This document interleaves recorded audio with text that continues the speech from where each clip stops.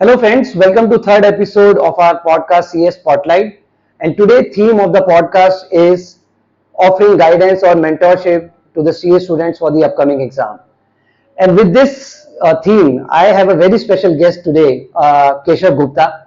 He has been a rank holder in the CA exams and he has recently qualified CA in mid 2003 in a one attempt. Keshav, thank you for coming on the podcast. So thank you so much, Rahul, for this really wonderful introduction and inviting me to this podcast. Yeah, and I want to tell my audience about this more about Keshav. He has a phenomenal following over the LinkedIn platform, running into 11,000 plus followers, and majority of his followers are actually the CA aspirants and CA students because he has been mentoring the CA students in the CA journey, offering a valuable guidance and experiences to them. And specifically, I have seen his post in terms of giving the very specific tips of how to approach your studies or for direct tax, indirect tax, and audits. That is very, very interesting, I think. Can you share a bit about your content creator journey and mentorship for the CA students? So, Rahul, my content creation journey started with my articleship. When I got into articleship, I got to know about LinkedIn and I saw many people writing there, sharing their experiences there. So I thought कि जब ये सब लोग कर सकते हैं तो मैं इतना पढ़ने लिखने के बाद मैं क्यों नहीं कर सकता. So as a CA Good. student, I felt that there are many people on LinkedIn, especially from the CA community, and those who require guidance about various subjects. So I started with helping the CA intermediate students at that point of time, and then dhire dhire it started growing from 2,000 to 4,000, and now we have a family of 11,000 plus Superb, followers. man, superb, superb. I'm really inspired, and I think I'm really inspired by the way you are writing your post about dealing with the exam preparation, dealing how to deal with the specific subjects. These are very pointed website, and I would request my viewers to actually reach out to him on his LinkedIn platform, see his post, and you will learn a lot. So Keshav, tell me one thing. You have actually qualified in a first attempt. Can you share a very specific strategies and approach of how to actually see a student appear in an exam or how to strategize, given that the exams are just around the corner in November and December?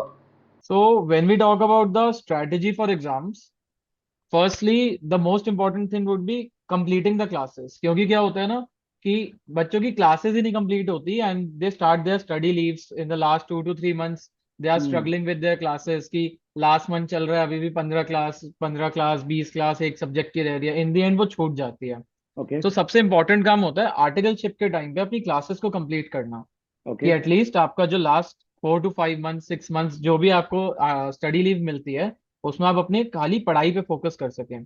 Hmm. Secondly जो अभी जैसे अभी नवंबर attempt आ रहा है Right. तो वो लोगों की अभी तक क्लासेस ऑफ कोर्स खत्म हो जानी चाहिए. ठीक Hmm. है उसके बाद एक सिंपल सा फॉर्मेट होता है अगर आप बोथ ग्रुप्स दे रहे हो तो first revision usually takes around 10 to 12 days per subject.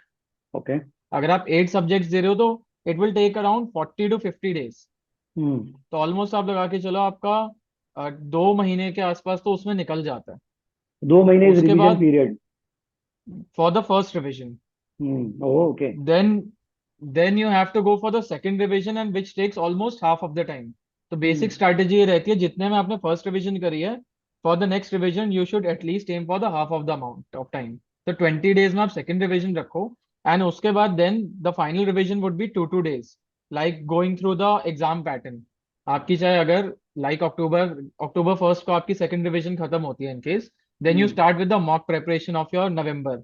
तो फर्स्ट को आप पढ़ो सेकंड को एग्जाम दो देन थर्ड को पढ़ो फोर्थ को एग्जाम दो तो उस तरीके से आप करो तो आपको एक बार वो फील मिलेगी कि हाँ 1.5 days में खत्म कैसे होता है. क्योंकि Hmm. स्टार्टिंग से खाली एग्जाम के लिए प्रिपेयर करना जरूरी नहीं है. Of course that 3 hour time is really important but Hmm. उससे पहले जो 1.5 days है ना उसको प्लान करना भी बहुत इंपॉर्टेंट है क्योंकि अगर Okay. वो सही से हो गया ना तो 3 hours तो मैनेज हो जाएगा.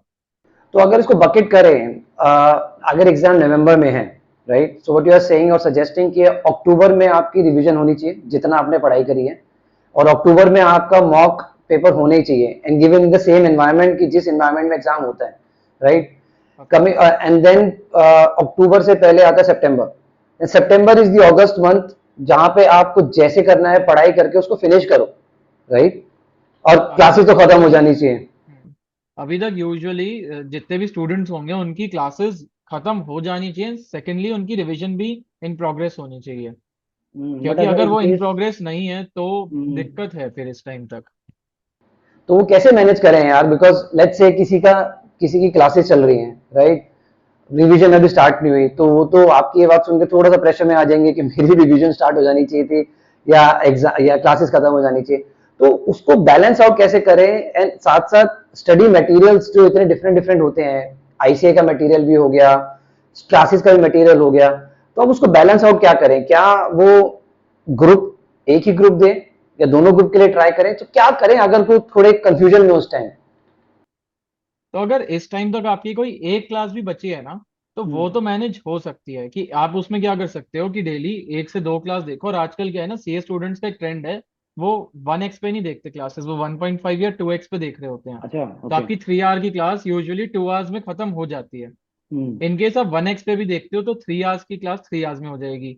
तो मैं अगर अज्यूम करता हूँ अगर कोई नॉर्मली स्टडी कर रहा होगा, तो उसकी एक क्लास अगर बची है वो मैनेजेबल है इस टाइम पे, तो आप क्या कर सकते हो कि सुबह के टाइम में या शाम के टाइम में जो भी आपका पढ़ाई का प्रेफरेबल टाइम है उसमें पहले एक क्लास आप देख लो और उसके बाद अपनी रिवीजन टाइम पे रखो। बट इन केस अगर आपकी एक से ज्यादा क्लासेस बची हैं, तो इस टाइम मेरे हिसाब से, क्योंकि यूजुअली सीए फाइनल की एक एक क्लास ऑलमोस्ट 200 आवर्स से 250 आवर्स के बीच में होती है। तो अगर हम्म। यहाँ पे उससे भी ज्यादा क्लासेस अगर आपकी बची हैं तो बोथ ग्रुप्स करना थोड़ा सा डिफिकल्ट हो जाएगा।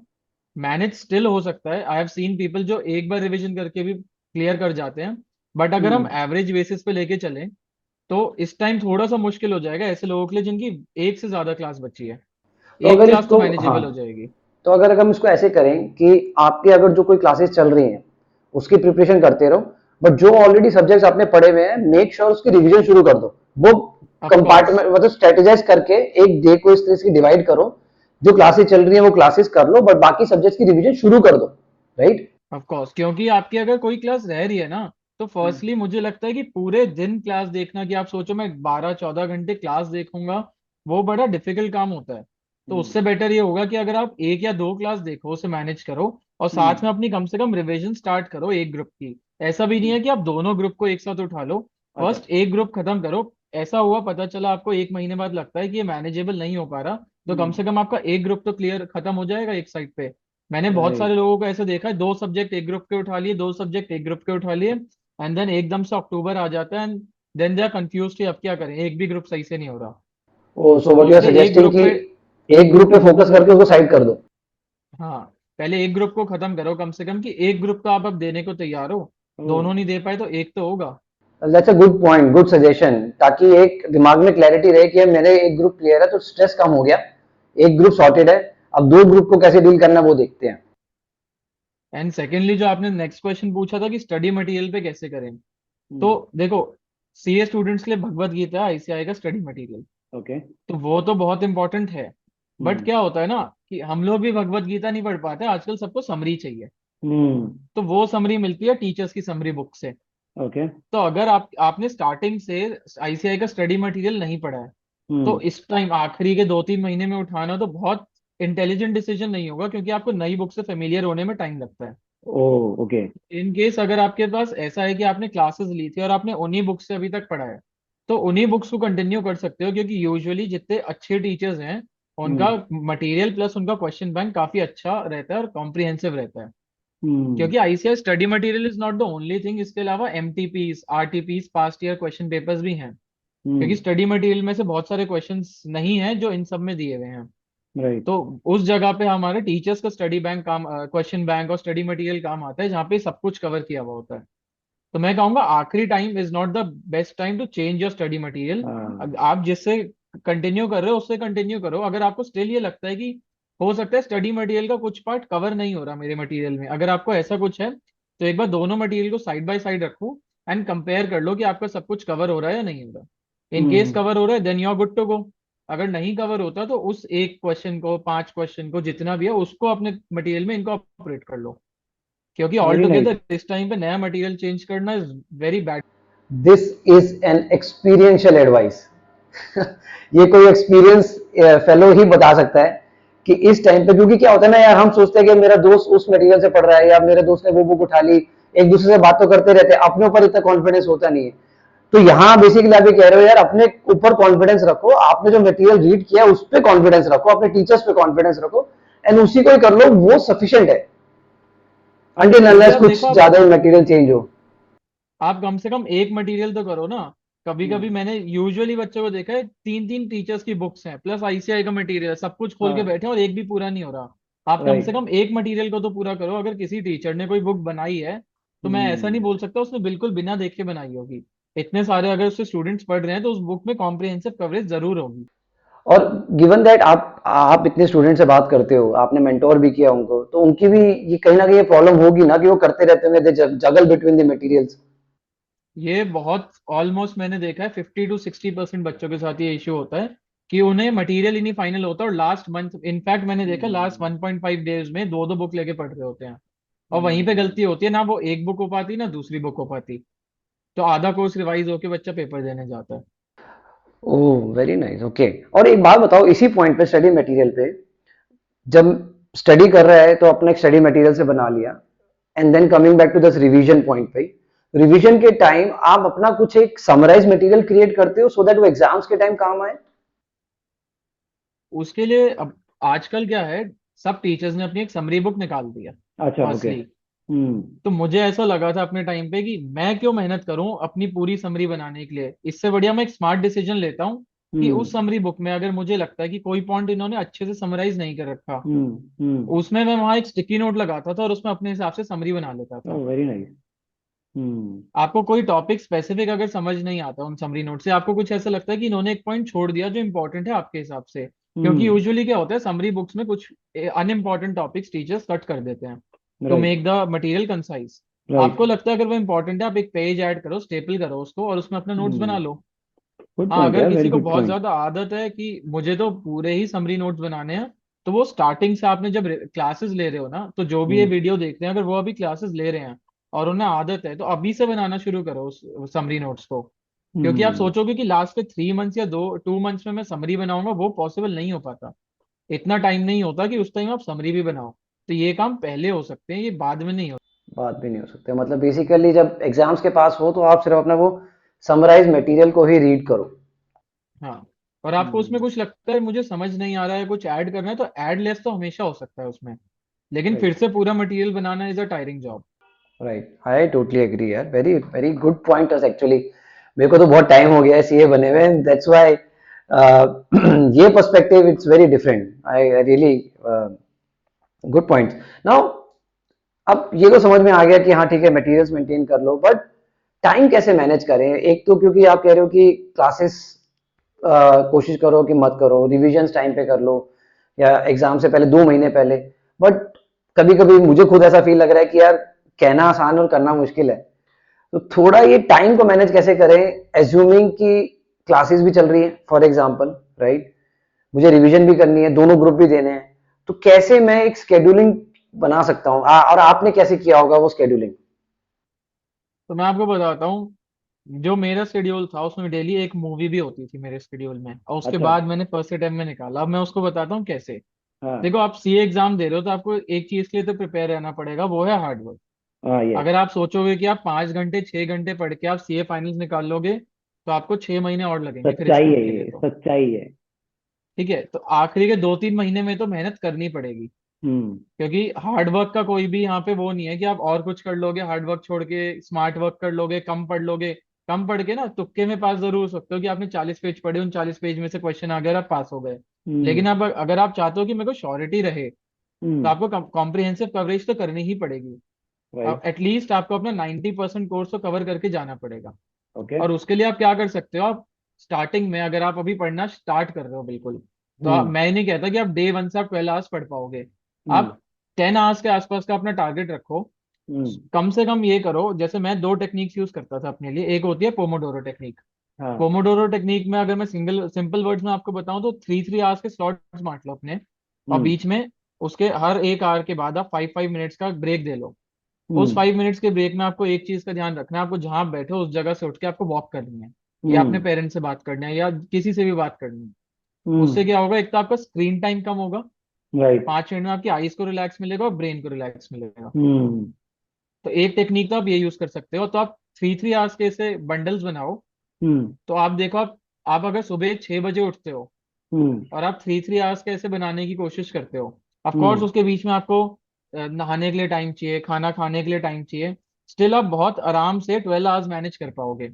हम्म तो ऐसा मुश्किल नहीं होता 12 आवर्स मैनेज करना कि बहुत डिफिकल्ट हो जाता है, एक बार देखने में लगता है। लेकिन उस सब के लिए ना आपको एक चीज करनी पड़ेगी, अपने फोन से दूर रहना पड़ेगा। आप सोचो मैं फोन साथ में रख के पढूं, तो वो नहीं होता। हम्म फोन को उस टाइम के लिए अपने से इतना दूर रखो कि आपको उठ के जाना पड़े फोन के पास। मैं ये नहीं राइट कह रहा आप अपनी मदर को दे दो, फादर को दे दो, क्योंकि सबको अपनी थोड़ा आजकल प्राइवेसी इश्यूज हैं। राइट आप लेकिन फोन को अपने से इतना दूर रखो कि आपको उठ के जाना पड़े। हम्म तो बार बार कोई इंसान नहीं उठेगा अपने फोन राइट यूज करने के लिए। राइट तो एक टेक्निक तो ये यूज सकती है। साथ ही हम्म साथ अगर आपको, अब मैंने आपको बताया मेरे को मूवीज देखने का बहुत शौक है, हम्म तो सब खाना खाते हैं। आप लगाओ अपने ब्रेकफास्ट लंच डिनर में एटलीस्ट आपको 20 to 25 मिनट्स तो लगेंगे ही। हम्म तो एक मूवी सुबह स्टार्ट करो। ऑलमोस्ट मूवी, अगर आप गाने, बॉलीवुड मूवी के गाने स्किप कर दोगे तो 2 आवर्स के राउंड में खत्म हो जाएगी वो। हाँ तो आप सुबह ब्रेकफास्ट के टाइम 30 मिनट्स की मूवी देखो, लंच के टाइम 30 मिनट्स की देखो, और डिनर के टाइम 30 मिनट्स की देखो। तो हम्म ऑलमोस्ट ऑलमोस्ट मूवी खत्म हो जाती है वो। हम्म तो मैनेज करने की बात है, आप कहाँ से टाइम निकालते हो। आप छोटी छोटी जगहों से टाइम निकाल सकते हो। राइट अगर आपको किसी से बात करनी है, आप अपना हम्म टाइम देख के चलो कि मेरे पास ये 10 मिनट्स की ब्रेक है, मैं उसमें हम्म बात कर लेता हूँ। हम्म कभी कभी होता है हमें फ्रेंड से डिस्कशन करना है, आप अपनी उस हाँ 10 मिनट्स की ब्रेक में करो कि आप, एक तो उससे क्या फायदा होगा, आपका डिस्कशन भी हो जाएगा टाइमली। राइट फिर ना क्या होता है ना, पहले तो 5 मिनट तो पढ़ाई की बात होती है, उसके बाद हम्म 20 मिनट और बातें होती हैं। तो ये बहुत। हाँ हाँ, नहीं, I understand what, I I totally agree. मैंने क्या किया था, आई टेल यू। ठीक है, थोड़ी पुरानी टेक्निक हो सकती है। मैंने भी ये फॉलो किया था, पोमोड्रोमो टेक्निक। मैंने ब्रेक्स के बीच में क्या किया था कि पावर नैप लेना शुरू किया था। सो आई मैंने को सीखा था कि पावर नैप कैसे ले सकते हैं और कर सकते हैं। तो 10 मिनट 15 मिनट का पावर नैप लिया, और वो power nap it's like anything यार, मजा आ जाता था, फ्रेश हो जाता था माइंड और आईज भी। पावर नैप बहुत अच्छा है, मैं खुद ऐसा करता था यूजुअली। मेरे को हम्म लंच के बाद थोड़ा सा लाइक लेजीनेस आती थी, तो हम्म मैंने अपने लिए 20 मिनट्स का एक टाइम रख रखा था आफ्टर लंच, और मैं हम्म उसमें एक पावर नैप लेता था। उसके बाद राइट मुझे ऐसा लगता था कि मैं सुबह उठा और फुल एनर्जी। हाँ हाँ हाँ हाँ, एब्सोल्युटली एब्सोल्युटली। तो आई थिंक, अगर मैं ये बात समराइज करूं, तो व्हाट यू आर सजेस्टिंग कि एक तो अपने लर्निंग की स्टाइल के हिसाब से डे स्केड्यूल करो, डे को बनाओ धीरे धीरे मंथली स्केड्यूल करो, और डेली स्केड्यूल में आप कह रहे हो कि डिस्ट्रैक्शंस अवॉइड करो, बट आपके पास एक डिस्ट्रैक्शन टाइम भी होना चाहिए जहां पे आप अपने लिए कुछ टाइम भी निकाल रहे हो, right? Avoid of distractions, but course. Have something for entertainment as well, so that आपके पास वो प्रेशर इतना बिल्ड ना हो, एंड यू एंजॉय क्योंकि व्हाट यू आप, आर डूइंग। पूरे दिन पढ़ के ना कोई किसी का भी दिमाग भी बंद हो जाएगा। आप पूरे दिन राइट खाली पढ़ते ही रहोगे, थोड़ी देर बाद क्या होगा, आप खाली देख रहे हो और अंदर कुछ नहीं जाएगा। हम्म तो आपको दिमाग को फ्रेश तो करना ही पड़ेगा। Agree agree. तो अब इसी पॉइंट पे आते हैं, दिमाग को फ्रेश करना और दिमाग को खाली होना। बट इतना सब कुछ पढ़ने पे और धीरे धीरे टाइम तो निकल जाता है यार, तो पॉइंट ये है कि प्रेशर कैसे हैंडल होगा, how do you stay motivated? देखो, अगर आप ये कोर्स कर रहे हो, इसमें सबसे बड़ी मोटिवेशन होती है 2 लेटर्स, CA। जिस दिन ये CA करेक्ट वाले 2 लेटर्स आ जाते हैं ना, सब कुछ चेंज हाँ हो जाता है। राइट ठीक है, तो सबसे पहली मोटिवेशन तो यही रहनी चाहिए। हम्म मेरे लिए मोटिवेशन क्या थी, मैं जब भी पढ़ा, मैं सबसे एक ही बात बोलता था कि मैं जो भी पढ़ूंगा ना, एक ही बार पढ़ूंगा, मैं इसको दूसरी बार फिर से नहीं पढ़ूंगा। एक बार हम्म पढ़ना है, एक बार में निकालना है। पहले तो हाँ ये मेंटालिटी रखनी चाहिए। ऑफ कोर्स देखो, मुश्किल कोर्स है, 90% बच्चे फेल हो जाते हैं, ये सबको पता है। लेकिन अगर हम्म आप पहले से ही सोच के पढ़ोगे कि मैं तो फेल ही होऊंगा, तो आपको ऑफ कोर्स प्रेशर ही प्रेशर बिल्डअप होएगा। आप एक ऐसी चीज के लिए पढ़ रहे हो जिसमें आपको फेल होना है।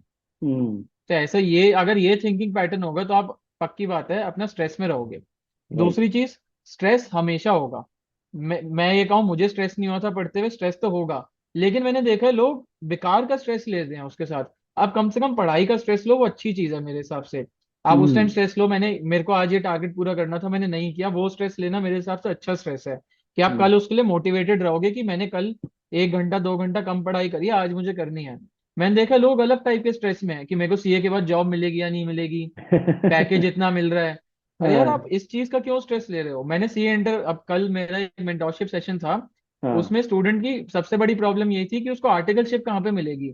मैंने कहा हम्म पहले इंटर तो क्लियर कर ले भाई, जब राइट, तो आर्टिकलशिप का सोचना, आगे का सोचना तो सबसे बेसिकली। ज्यादा आगे का सोचते रहते हैं पहले सीए का, क्योंकि देखो स्ट्रेस होगा तो आप कम से कम हाँ। सीए एग्जाम्स का स्ट्रेस लो, उसके ऊपर वर्क ऑन करो और स्ट्रेस को अपनी मोटिवेशन बनाओ। आप स्ट्रेस को हम्म। मोटिवेशन बना के उस पर काम कर सकते हो। राइट राइट अगर राइट आप राइट। फालतू की चीजों का स्ट्रेस लोगे फिर तो आप खाली स्ट्रेस के अंदर ही फंस जाओगे।